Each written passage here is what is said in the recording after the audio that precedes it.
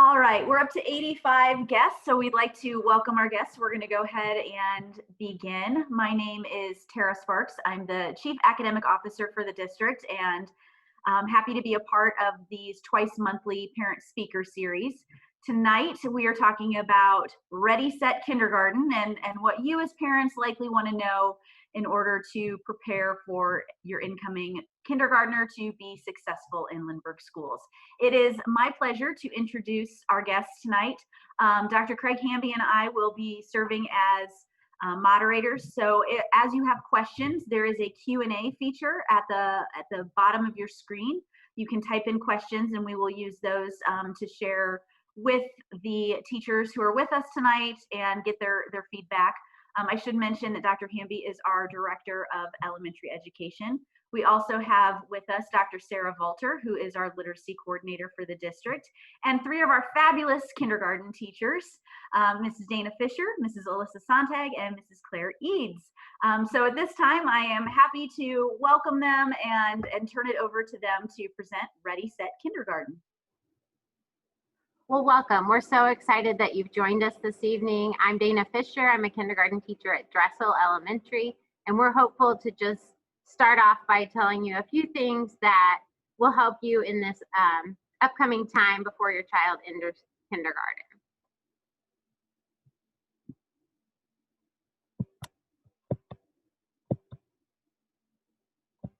Next slide. So we just have a little bit of information about student registration.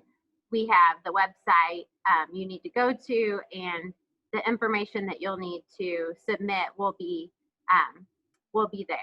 So the next slide tells you when you can register depending on which elementary school your child will go to. And if you're not sure, you can always call central office, or on the website, there is a place where you can look up the elementary school that your child will attend. So let's talk a little bit about pre-academics. And the first thing we're going to talk about is self-help skills. So these are some simple things that you can do that will make your child entering kindergarten a little bit easier on him. You can just practice on how to put a coat on. And when you're purchasing that next coat, find a coat that's easy to zip. So if it's really stiff or it's kind of long, it can be difficult for your child to manage. And I know that I probably sent my first child to school in something that tied or something, silly. But it really is important that they zip their own coat, because then as they get hot outside, they can, unzip it. And if they're chilly again, they can zip it. So it might be a good idea to have them try that on when you're purchasing that next coat. Velcro shoes are really nice to have. If your child is learning to tie their shoes, then absolutely send them to school, and we're happy to tie those shoes if they're in the process of learning. But if they don't show any interest in that yet, it would probably be best to go ahead and do Velcro shoes or pull-on shoes, because a lot of times during rest time or quiet time, maybe students are allowed to take their shoes off, and we want them to be able to put their shoes back on themselves. Clean up after self. Of course, I'm sure you're having them do that already. But it's just one of those things that, especially after they eat, if you can talk about, like at lunchtime, if they have something in a wrapper, if you can talk about, you'll make sure you throw your wrappers in the trash, but you don't want to put like the little containers in the trash. So just kind of talk them through what they would do with things at lunchtime. A lot of times ice packs get thrown away at the beginning because kids don't know what they are. So just make sure that you are just talking through those things that seem simple, but if you're going to be packing lunch, you want to make sure that they're familiar with the ice pack and the different parts of the lunch, so they know what they keep and what gets thrown away.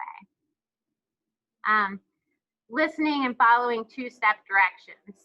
This is one that I thought for sure all of my kids could do, and then I can remember before they went to kindergarten trying like two-step directions, and I was so surprised that when you say the two steps together, it can be so difficult. So give me something as simple as put your plate on the counter and throw your napkin away. Just giving two steps at one time and expecting them to be able to follow through with both steps. And I know in our busy lives, it's so hard to slow down and make sure that we make sure that children follow through with this. But it's pretty important that they be able to follow 2-step directions, because during those first weeks of school, we often say things like, get out your iPad and put your backpack away.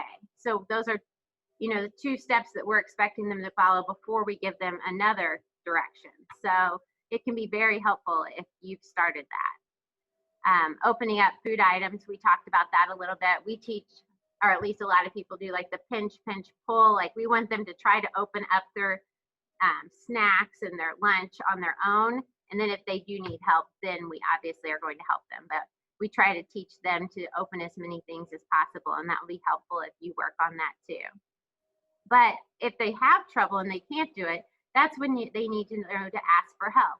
So we assume that they're going to ask because as their parents, I'm sure they're asking you for help a lot, but maybe they haven't been around other adults and you're not sure if they, they would ask for help from another adult. So it's never too early to start talking about, like, if you're, if you've tried to open something and you can't, that would be a good time to maybe ask a friend if they could help you, or ask your teacher if she can help you. So we always encourage them to try first, but then to ask us. So start talking about, if you need help with that and you're at school, you'll need to ask your teacher, because we want them to ask us. We don't want them to sit there with their snack for 10 minutes when they could be eating it. The next one is use writing tools appropriately. So a lot of times students will want to hold the pencil up here at the top, and we want them to grasp it down at the bottom with some type of a pincer grasp. So we want them to pinch probably with the first 2 fingers and hold it down near the bottom, not hold up at the top. So if you can start working on that now, that would be helpful too. And using scissors and glue correctly. So scissors, we can hear feedback all of a sudden. We want them to keep their thumb in the small hole and put their other fingers in the other hole of the scissors to cut. And we always say use dots, not lots, with the glue. So we want them to use little bits of glue instead of pouring the whole bottle out. But it's good to use those supplies at home, because the more they use scissors and cut at home, then they just feel so much more comfortable with that at school. And most kids really enjoy using scissors and glue too.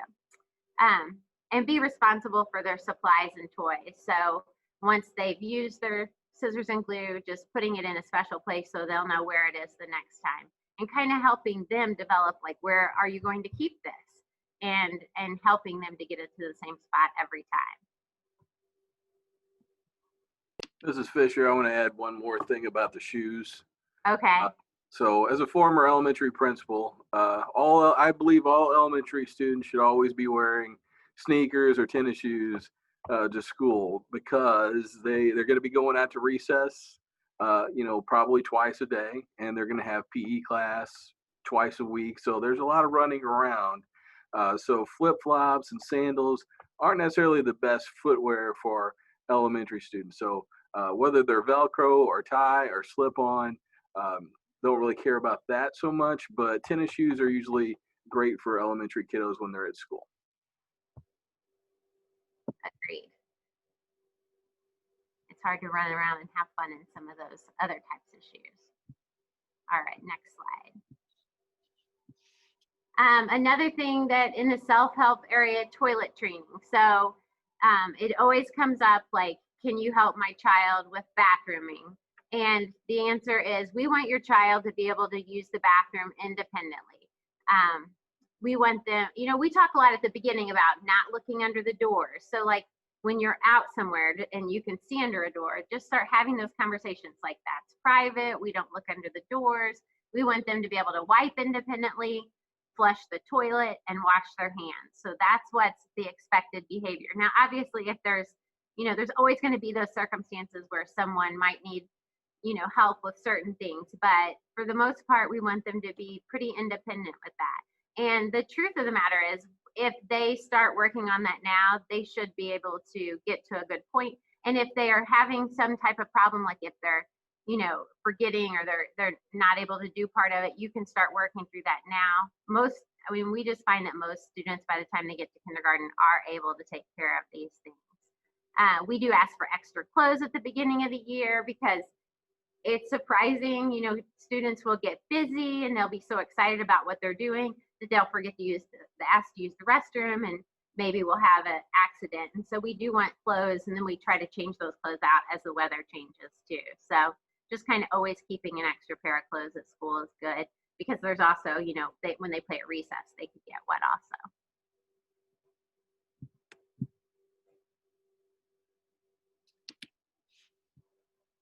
Yeah, so we are going to talk about purposeful play. And when you've seen children play, and you know that play is actually very complex, and you will see your children working hard while playing, and for lack of a better term, it is quite serious, and play truly is the work of children. And it's in play that all skills, academic and non-academic, so reading, writing, math, social skills, problem solving, they all sort of converge in the act of play. And there's lots of different kinds of play, as you'll see listed. So games that require taking turns are really good things to have to do with your child in preparation for being able to play in kindergarten. And so games that require taking turns and games where there's a winner and a loser are also good to think about how sometimes you lose, and being able to get past that. And several different scenarios listed. Role play with your child, asking a friend to play. And that takes a lot of bravery, especially in the real life situation, but role playing will help that. Give them that extra burst of courage when they have to do it in real life. And talking about scenarios where like maybe that friend doesn't want to play, and like, is that okay? Yeah, that's okay. And it's okay if you don't always want to play with the same friend or play whatever they're playing. But being able to communicate that and model and practice having conversations with other people, specifically with people their own age, and being able to speak and then listen so that both people get a chance to share, and not interrupting when somebody else is speaking. Those are all really good things to practice. And using words to explain how you're feeling is also really important for interacting with peers as well as interacting with teachers. And another kind of play, imaginative play, is really important. So, if you, maybe a kindergartner is having a grocery store, and so maybe they have to make a sign for the different kinds of foods, so bringing in writing and letter sounds, and maybe they have to tell you, a customer at the store, how much something costs, and bringing in math. And also you can see how that ties in all the academic skills as well as social and emotional skills. So doing those kinds of things at home before kindergarten is a great way to help prepare your child. And open-ended play using blocks and dolls, kind of going back to the imaginative play, really helps them be the leaders and them kind of create the play.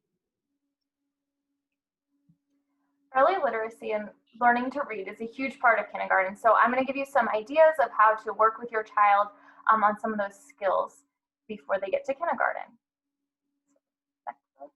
The best thing you can do is help your child develop that love for reading. So one of the ways you can do that is start building a routine where you read with your child each night.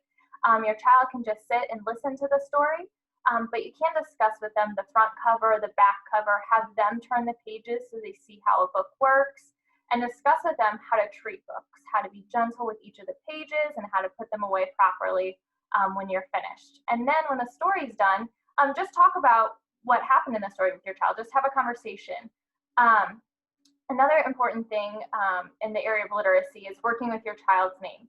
That's one of the first things we do when they come into kindergarten is we work a lot with names. but giving them a solid foundation is going to be a really helpful thing for them as they walk in the first day and they're looking for their name on their cubby or on their desk. So practice identifying the letters in their name, practice writing their name with them. It doesn't have to be with just pen and paper. You can use chalk, anything fun, paint, anything to get them excited. You can even turn it into a puzzle. So write their name out on a piece of paper, cut each of the letters apart and mix it all up and have them put them back in order.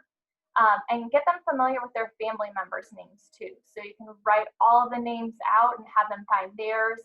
And then you can even turn it into a math problem where you ask them how many letters are in each name and then figure out who has the longest name and who has the shortest name. So that's all different things you can do just getting kids familiar with names. Next slide. Handwriting is another important thing that we do in kindergarten. Dana said a little bit about it earlier. Really encourage them to start writing their letters at the top. So when you're practicing writing or practicing letters, if you look at the diagram of the A, we want them to start their pencil up where the 1 is and then slide down to the bottom line, pick their pencil back up, go to the 2 and do the same, and then cross the 3. A lot of kiddos like to start their letters at the bottom, so we just want to start building that habit now, starting their letters at the top. Another important thing is to have them practice writing or drawing for enjoyment. Make that part of their daily routine where they can just write and draw with no expectations. They can just have fun with it so that when they get into the classroom, they're really familiar with it. It's not something that's new and they feel comfortable with it. Keep practicing those ABCs and then also introduce your child to nursery rhymes like Twinkle Twinkle Little Star and Bingo. It's really important to help them hear the rhyming words and help them start playing with the sounds and words.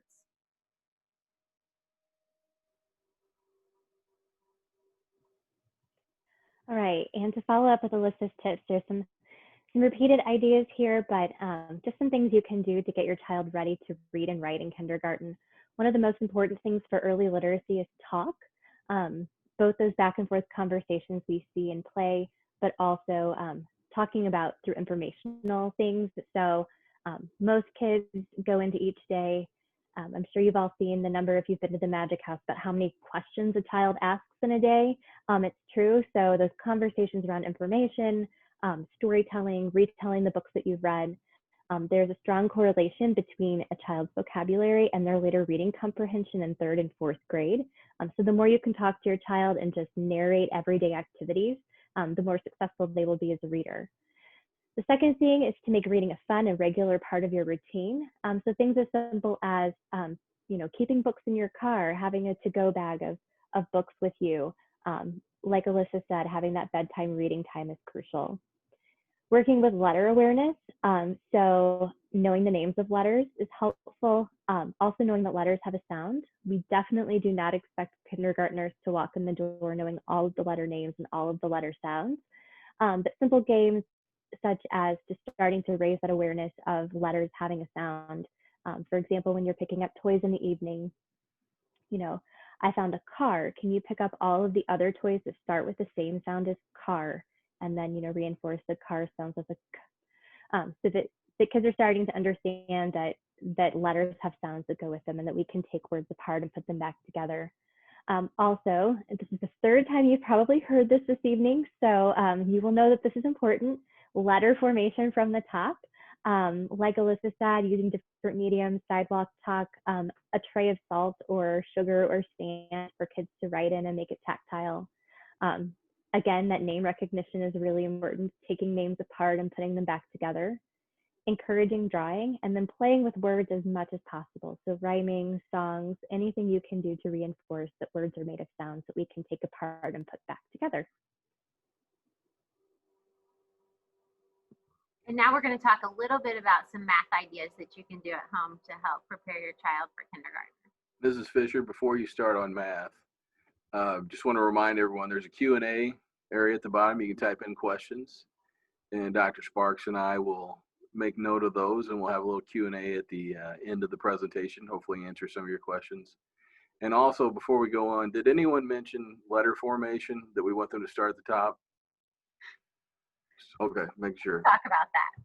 We want those letters started at the top. It is just so important for them to know that, though, because if they form those habits from the bottom, then it's really hard to break. That's why we keep talking about it. But let's talk about math. I love math. So next slide. All right. So some things you can do when you're counting those toys at the end of the night, count out loud and count how many cars you can find. Count objects everywhere you go. I mean, count the stairs in your house. Count how many steps it is to your mailbox. Just be counting all the time so that your child can just hear the order of the numbers. And then once you feel like they have a pretty good understanding of that, then you can start kind of playing some games in the car, like, I'm going to say a number, you tell me what comes next. You say 3, they say 4. Just playing those games where they have to think about, like, okay, what is the order of numbers? And what, they always go the same way. And just being able to do that quicker and being able to go higher and higher with those numbers. Practice identifying colors. Sort objects by colors. I always think of food when I think of this. So I always, like, if you have M&Ms or Skittles, I mean, there are other things to sort, but I really like the food. So or if you're doing Fruit Loops, they can sort those by color. And then also after children learn to sort by color, then start having them categorized by other attributes. Like maybe we're going to put, now this doesn't work so well with food, but we're going to put all the different shapes together, like the triangles are going to go together. And then finding shapes in their environment. This is something easily played in the car too. If you spend a lot of time in the car, I have all kinds of ideas for you. So have them look for different shapes whenever you're out and about, looking at signs, or while you're looking at books, talk about the shapes. Discuss more and less. Like, I think this is a natural thing in most households. It's like, he has more than me. So I think that more, typically kids come to kindergarten understanding the concept of more because they know they want more.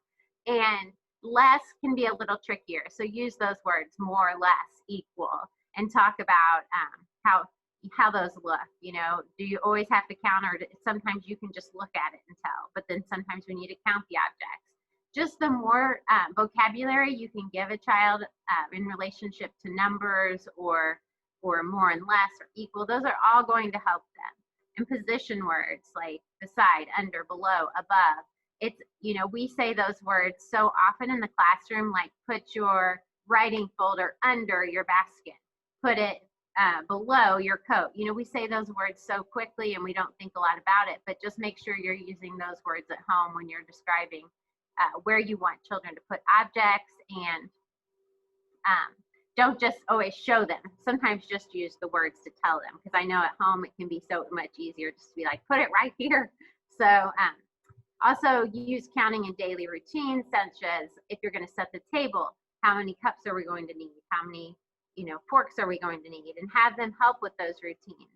I can't say enough how much routine is so helpful to the young child. That helps them understand the relationship between enjoyable tasks like play and functional tasks like brushing their teeth. So like these routines that we're establishing and these things we're doing, it's like they do have purpose. It's like we kind of, we have to work as adults, and that's kind of what I always talk to the students about. It's like you have certain things that are more enjoyable tasks, but we also have to do these functional tasks, these things we have to do to get to that. So then also identifying numbers. I went off the thing a little bit, but identifying numbers. So that's one of the things that we're obviously going to be working on in the classroom, but it's always good to start doing it at home too. And especially like their age, like how old are you? That's something they want to know. They want to know what that number looks like. And again, with numbers, guess where you start? You start at the top, because we want them to learn to form those numbers from the same way that we're starting at the top. So before we go in to the next slide, we have a few questions. So there are two here that kind of went together. Can we request a teacher, and when are teachers assigned? So what you can do is you can't specifically request a teacher necessarily. However, you can let the school, the building principal and assistant principal know if there are any strengths, concerns that you have about your child, certain things that they have done well with maybe in preschool, if there are other children that in the neighborhood that maybe they get along with or that they don't get along with. it's always helpful information for us to have as we start to build those classes. And the other thing, when our teachers assigned, it will be in the summer. You'll get an email with all the information, including your homeroom teacher. I don't want to give an exact date. Hopefully, it's not a pandemic year, and we'll get it out a little earlier in the summer than we did last year. But usually by the beginning of July, we pretty much know we've got the classes built by then. So hopefully that will be the case again.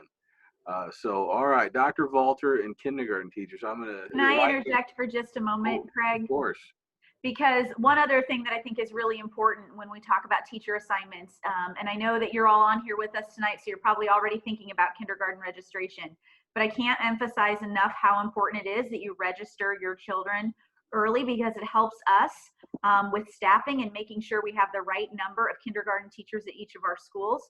So what can become concerning is if we set our class lists for kindergarten and what we expect will be the number of kindergartners that we have in July, and then we end up with an influx of students late July or early August that might adjust some of those kindergarten placements. So this is just my little plug to say, make sure to register, tell your friends, family who also have kindergartners to register in the spring so that we can make sure that we get the staffing allocated correctly. Thank you, Dr. Sparks. Now we have 2 questions about twins. They're twin questions. So we have, what do you anticipate doing with twins in kindergarten? So really that's a conversation that we typically have is the building principal with the parents, and we make decisions with you kind of as a team to decide what's best for your children. There are some parents that like to keep the twins together, and there are some parents that say you've got to get these 2 apart. So we kind of work with you, and we have kept twins together in kindergarten and in first grade. Typically, we start to like to have them become dependent from one another after first grade, though, so that they can become their own independent person and take care of themselves. But that's something you can work with your building principal on. So without question, we've done that plenty of times in the past. So I've got a few literacy questions here. So Dr. Valter, our teachers, this is the lightning round. So are there sight words or any level books that we should encourage?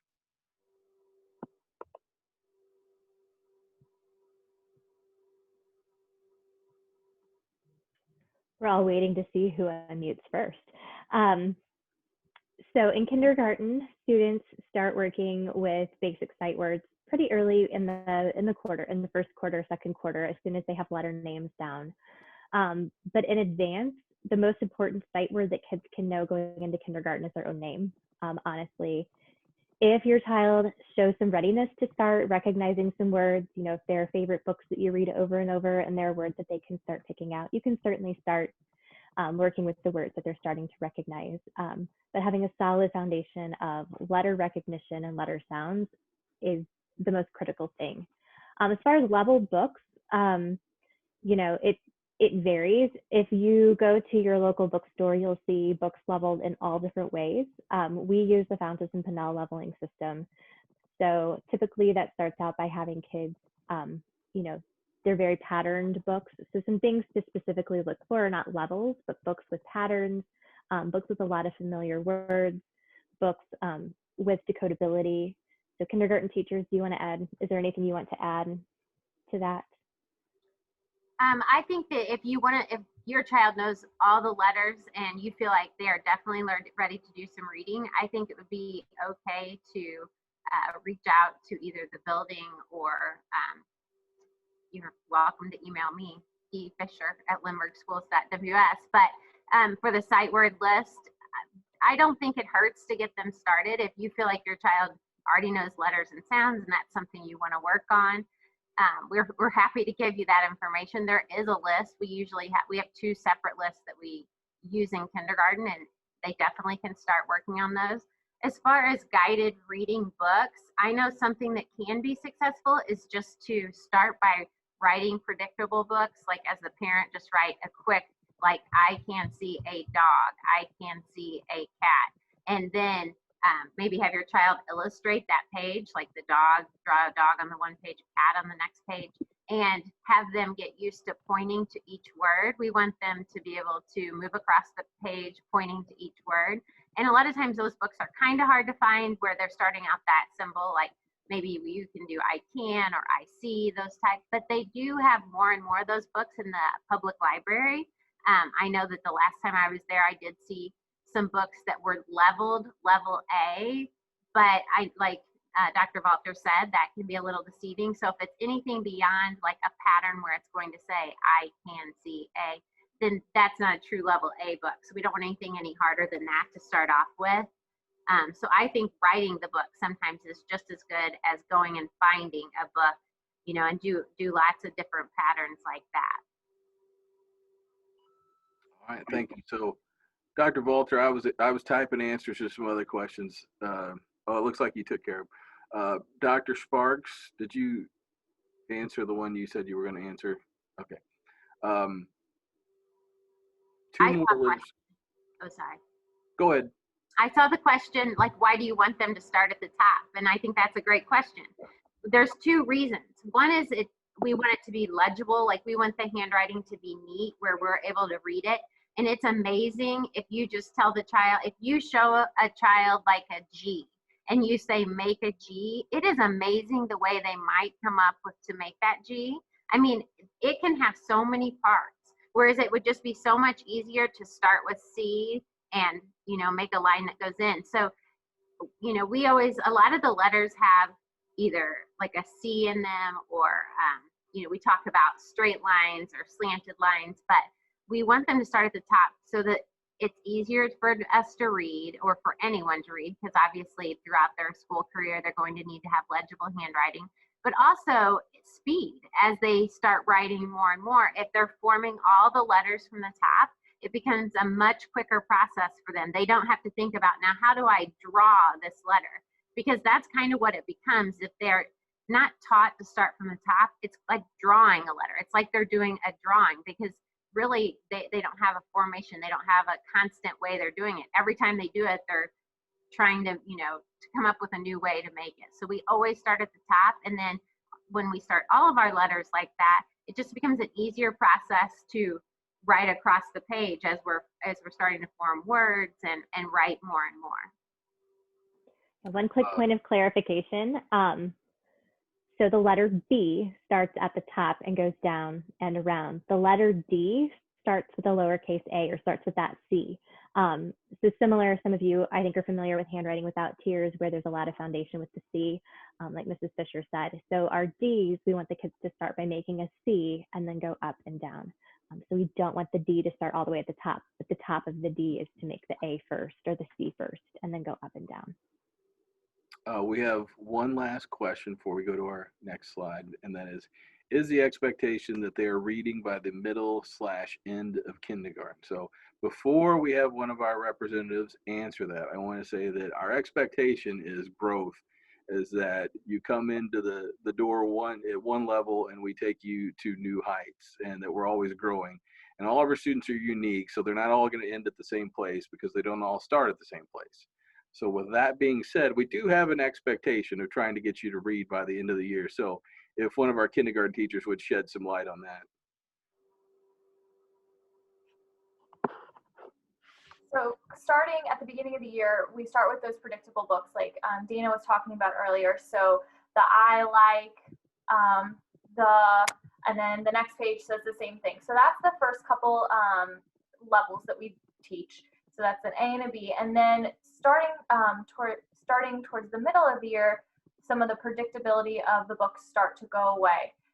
So we're teaching them to use those sight words and use some of the different strategies to start getting away from pattern books. So we're working with them with those sight words and things like that to start learning to read throughout the middle and to the end of the year. One of the big things that we also work on getting a handle on in kindergarten is short vowel sounds, so that students by the end of kindergarten can start decoding words, those 3-letter or 4-letter words that they have a blend in them, so words like cat and dog and hat. So that's a big expectation also, that kids can get to the point where they can decode those, we call them CVC, or consonant vowel consonant words. Okay, I think we're ready for this slide. Sorry, but we wanted to get those questions answered.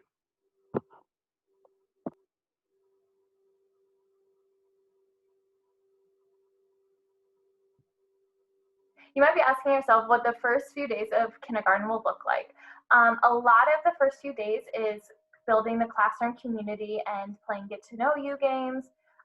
We'll have learning stations where the teachers can just observe academic, social, and fine motor skills of the students. And then it'll be a lot of opportunities for students to start building those relationships with each other and forming those friendships. And we'll also have a lot of social and emotional learning. And overall, it's going to be lots of fun. We want to get the kids excited. We want to get them ready to come back the next day. We want to have them have a lot of fun, so they're looking forward to kindergarten and the rest of the year.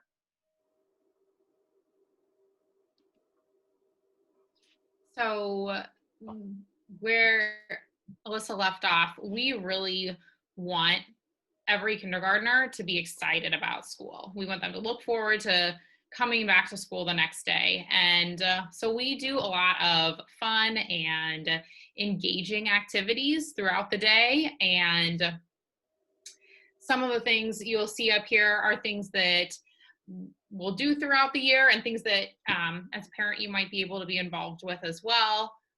And this is for a typical year. Of course, the school year is not typical. So a lot of these things have not been part of this year, but you know, everything from field trips to 100th day of school, those are all celebrations that we'll have throughout the year to really make it a memorable kindergarten year for your child.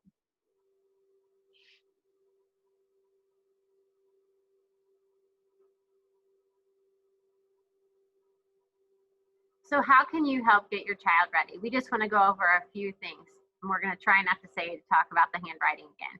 Okay, so start discussing kindergarten in a positive way. So as parents, I think sometimes we forget that our children are listening and they hear us say things like, I'm just not ready for them to go, or, you know, those type of things. So make sure that your conversation about kindergarten is centered around a positive tone.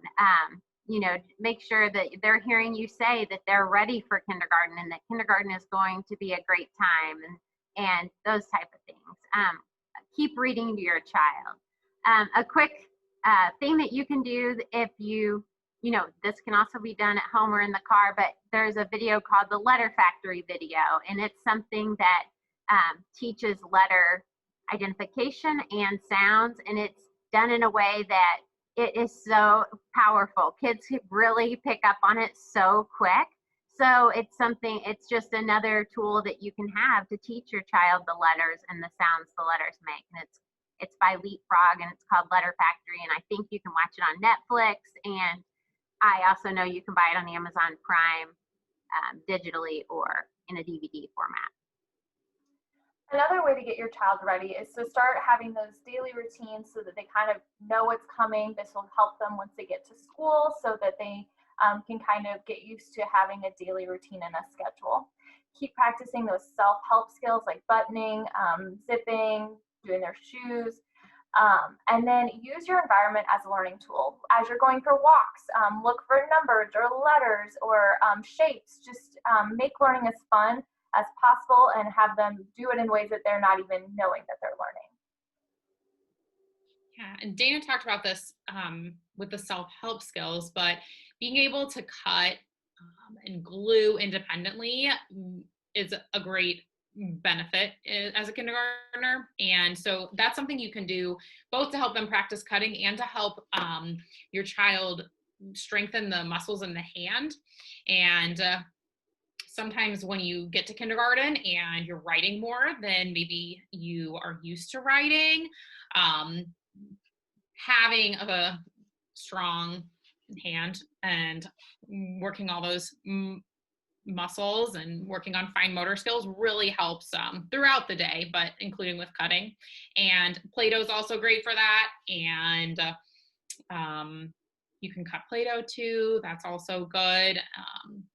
And we do have rest time in the afternoons during kindergarten, but it's not a nap time per se. So if you are able to help your kindergartner slowly transition out of having a regular nap time. That'll help them with stamina in kindergarten.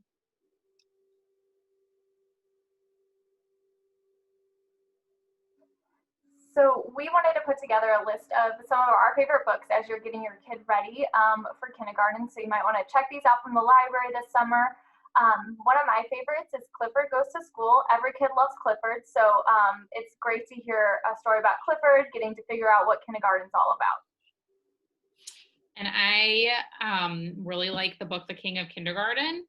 And it's a great book about being nervous, but also excited and confident about starting kindergarten. And it was hard for us to choose because we have so many good books. So if you want even more recommendations, we have more. I chose Chrysanthemum again because of the using names. So in the book, it talks about different people's names, and Chrysanthemum's name is really long, and just being able to talk about the length of names and different people's names and how, you know, we all like our own name. That's one of my favorites. And one of my favorites is We Don't Eat Our Classmates by Ryan T. Higgins. And it's about a dinosaur and all the things he learns that are not school appropriate and are school appropriate. Dr. We Hamby? have, my book. I was going to say it's an old one. One fish, two fish, red fish, blue fish. It's rhyming, it's counting, it's colors. I don't even know if it's still in print, but that was one of my favorites. And I also want to say just a warning. We should have put a little warning label on here. For those of you who do take us up on the Letter Factory, at some point this summer, when you've heard that song, your children are singing those letters for the millionth time, and you're about ready to rip your hair out, just remember it was Mrs. Fisher, Dana Fisher, that suggested that. That's right. I'll take it because I'm telling you, it works. It's a highly recommended. I was going to share my favorite book from when my kids were really little. I have middle schoolers now. Was Good Night Moon. It was part of our just regular evening routine. It was something they were able to see and repeat and really learn from. And I think just that routine is important. No matter what book you're reading, the fact that you have that routine in place. We've got a few more questions. What are typical kindergarten class sizes? We'd like to keep our max class size in kindergarten at 22. Now, that doesn't mean that they all have 22 students in them. Quite often, it's less than that. But when they get, if we're going to add that 23rd student, that's when we would look to add some support to that room or maybe open a new classroom. But we don't like them to get over 22. Another one says, with COVID, will voluntary one-to-one kindergarten screening assessments be offered this summer? We will definitely survey your students, but right now, whether we bring the children in to screen, that got canceled on us last summer, and I'm not sure where we're going to be this summer, so I can't answer that one just yet, but at the very least, you will get a survey at some point this spring where we will collect some information from you that helps us to compose our class list. And then we have two more here. What do centers look like in the kindergarten room right now, given the changes because of COVID? What about lunchtime? Currently in classrooms, we have cohorts of students, groups of 4 students that are working together in a group. Those students are then completing small group activities together. They also play together in the same area, and they also sit together at lunch. So we try to keep the 4 students in their small group, and it just helps limit the amount of people they're being exposed to. They're wearing masks as well, just to. Oh yeah, they are wearing masks. We also have a question about what if my child needs to attend ELL class. And for those of you unfamiliar with the acronyms we often throw out in education, ELL is English Language Learner Class. As part of the registration process, we do collect information that would help us to know which students we need to screen for those services. There's not an extra step you need to do outside of that process, and then our ELL teachers will follow up with families to arrange that and provide the appropriate supports. And then we had one last question. Is there a way we can get a copy of the slides? I believe the So we've been recording the presentation. I believe it will be on the website. Mr. Dobson usually gets that up relatively quickly, so I'm sure it'll be up very soon on our website.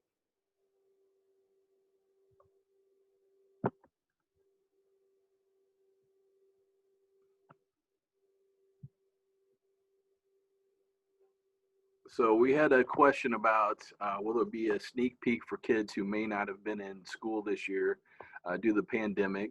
We're at pre-K. Typically, we have a spring orientation and we have some play dates over the summer. And we try to make sure that the transition is as easy as possible for these students. Because what we said, we want them to enjoy it. We want them to look forward to it. We don't want them to be anxious, but I know that there's anxiety when you're starting kindergarten. So we try to eliminate as much of that or mitigate as much of it as we can.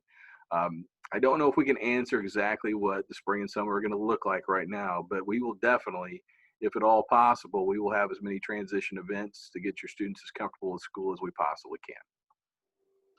And I'll just say, a lot of children are going to be in the same boat, like haven't been to preschool, or if they have, it hasn't looked the same. Like they will be in a group of students who have had similar experiences, and we'll all be working on social and emotional skills as a class.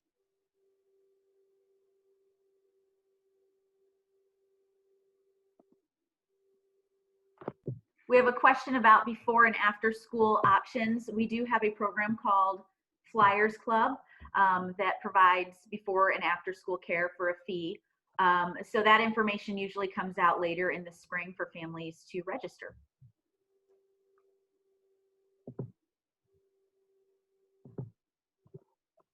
And the community ed tab on our webpage should have information about Flyers Club going forward.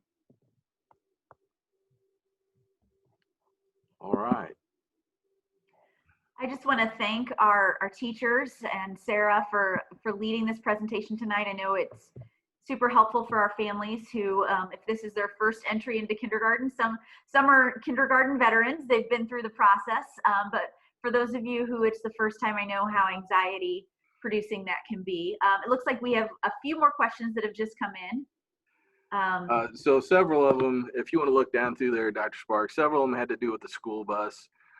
Typically kindergartners, we have them sit in the front of the bus just so the driver can keep a close eye on them, because we do ask that a parent be at the stop for kindergartners when they get dropped off. So we keep a close eye on the kindergartners.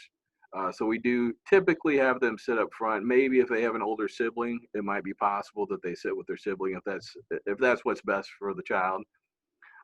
Is there somewhere on the website where we can find info on whether our children can ride the bus on minimum distances? If you live very close to the school, there's a chance that you may not have bus service. I believe it's a mile. Is it a half mile or a mile, Tara? Half a mile for elementary. Half a mile. So you're within a half a mile. You probably do not have a bus stop.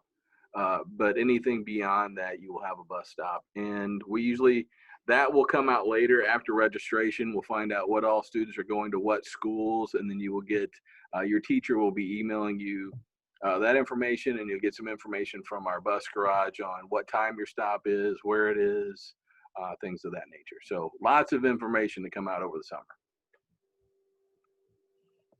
And extracurriculars being offered for kindergarten kids. That would, once again, like Flyers Club, that will be on our community ed tab. All of our after school programming, whether it's sports or hobbies or anything like that, is part of our community education program, and that would be on their website. And they do have offerings. Not everything is offered for all age groups, but they do have offerings that go all the way down to kindergarten.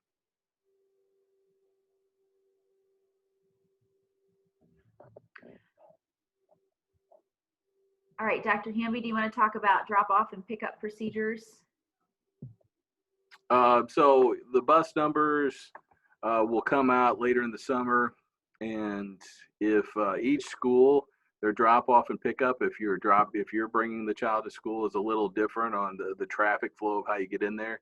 And each school over the summer, when they send out their welcome back letter, kind of an orientation, will have all the instructions on, you know, where to go, what time can you drop off, where do I pick up, what time can I show up at school to pick up, and things of that nature. And also, if the parents are in different houses, you just need to let the school know who's picking up. And the best thing is a regular schedule, so that we always know, Tuesdays you go with grandma, or, and every other day you ride the bus. The things that get tough on the school is when we change it repeatedly. So if you can have a consistent routine for dismissal, that'll be very helpful for all. Students with IEPs or 504s definitely have a home classroom. Answer that question.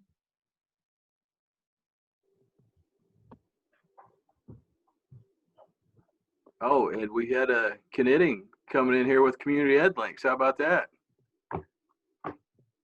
And then also kids wearing masks at recess outdoors. Yeah, the kids keep their mask on pretty much the whole day except for when they're eating. They do get some mask breaks throughout the day perhaps, but they've been pretty resilient, and I think they've adjusted. All of our students have adjusted pretty well to the mask. It's pretty amazing.